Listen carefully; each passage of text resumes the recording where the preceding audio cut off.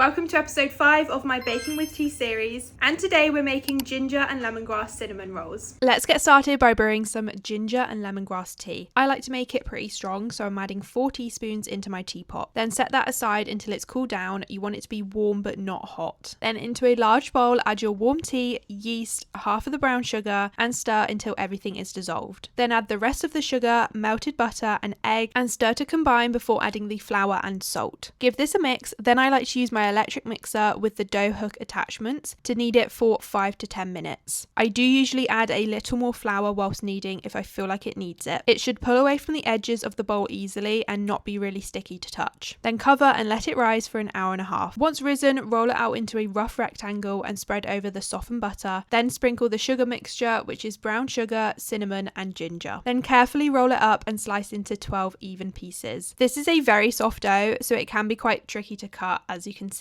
I used a serrated knife and then placed each roll into my greased baking dish. Cover again and let them sit for 45 minutes. This is then when I like to make my infused milk, which will be used in the icing. Add 4 teaspoons of ginger and lemongrass tea into a strainer, pour over the milk and pop this in the fridge for later. When the rolls are finished resting, pour over the double cream and bake them for around 30 minutes. Whilst they're cooling, mix up your icing, which is icing sugar, the infused milk, vanilla, and cream cheese. And after about 30 minutes, they should be cool enough to ice and enjoy. These are such a fun twist on the classic cinnamon rolls. The ginger adds such a nice warmth, and I love the kick of the lemongrass.